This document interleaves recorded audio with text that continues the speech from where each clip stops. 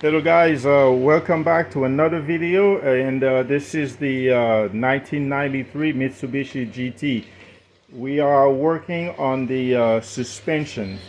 My son and I, we are going to replace front and rear suspension. So we got these online, and they cost $400 total, and then they are adjustable. Okay, the height adjustable. So we're going to do we've watched videos on how to do this, so that's what we are going to do now, and I will show you a little bit at a time how we are doing it. Okay, so we are going to start with the rear suspension first. So we remove the tires. I didn't have to show you that because it's very simple. And the back one here is a lot easier than the front one. So that's why we start with the back one. So what you see down here, that's where it's connected, and there is a bolt back here. Okay, and then up there, the bolts are in the inside. Let me show you. Okay, we are in the trunk. So I removed this cover. Okay, and then so this is it. So it's electronic suspension. That's why you see this, but I cannot find the electronic suspension, so it's a non-suspension one that we're replacing it by. But I will save the old this old one. So yeah, you see that's you got the bolts on the side, and you got that main bolt here, and so that's what we're going to loosen them up, and then the coil and the shock absorber will come out easily.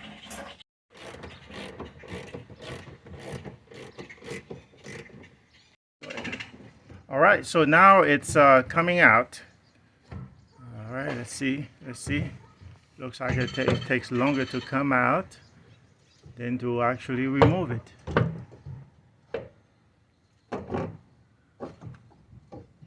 Let's see what it's doing. Oh Lord, it's only 15. I think we have to undo more. We have to undo more, like burn the car. This is one of them. You see, it's electronic suspension, and so we're just going to replace it. It looks okay, but again, the car, it wasn't, suspension was bad. Okay, so this is it for now. Okay, so you see, this is the replacement. Then you see, there's no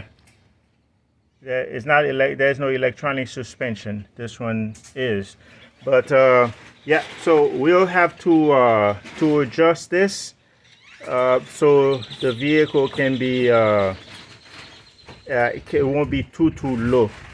So at least make it the same length as this original one.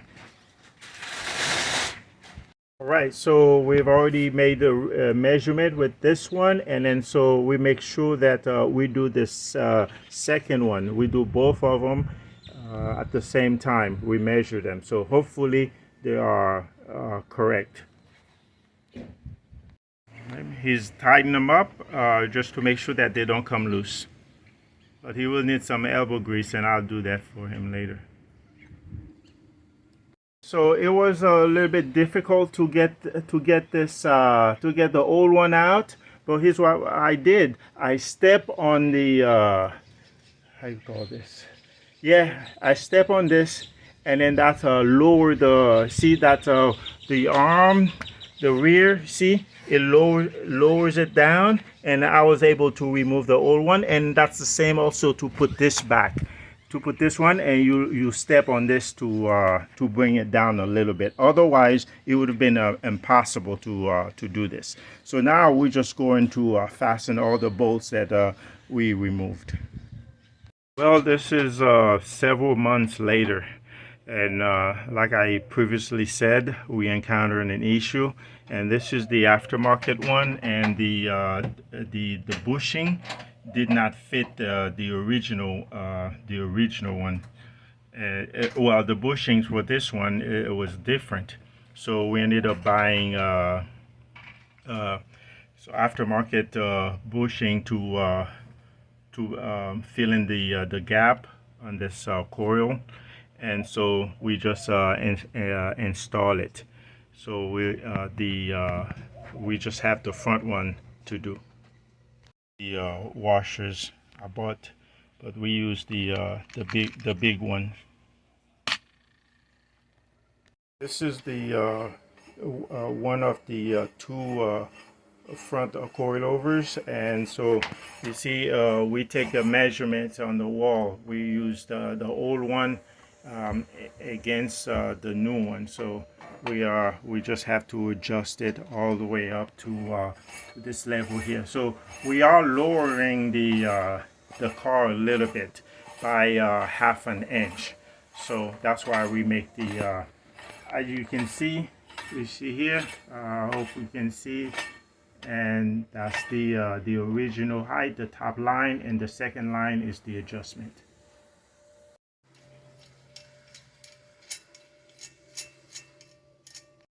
This is we're just testing it, making sure that it is proper before we tie it and take the final measurement.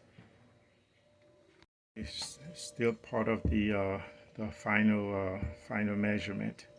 Yeah, it looks yeah, it looks correct. That's where we adjust it. We lower it by half an inch. Okay. Right. So we just mount the one of them, and so all we have to do now is to yeah, tie it. Bolt it tight so it won't come loose. Okay, this is the top one, and we'll just have to do the finishing job later.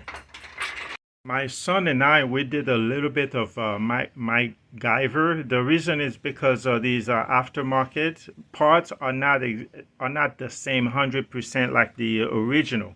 So you can see here the first one here, that's the speed sensor, and there's no place to hook it.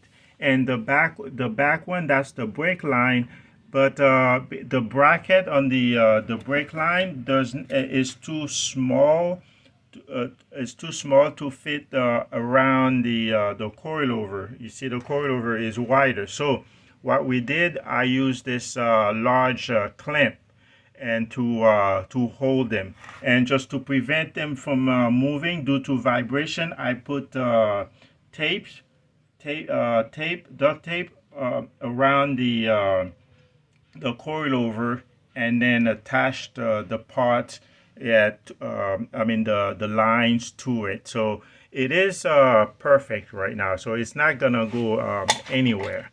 I don't think you see here it's very tight, and then we make sure that we didn't mess up the brake, the lines. What you see here is it's not a leak. It's we used a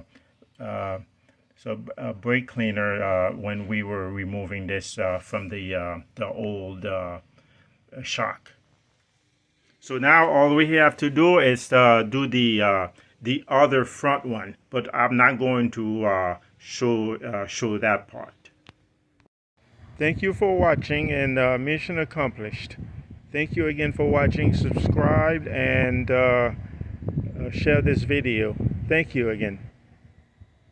Okay, so far it's 3 seconds. 4, 5, 6, 7. Let's see your face. 8. Can I switch my arm? Yeah, do whatever, except, yeah, just stay up there and we'll see how long you can hang on. My hand's burned! Huh? My hand's burned! Okay. It's up to you. I mean, you. Oh, There we my go. hand. Okay.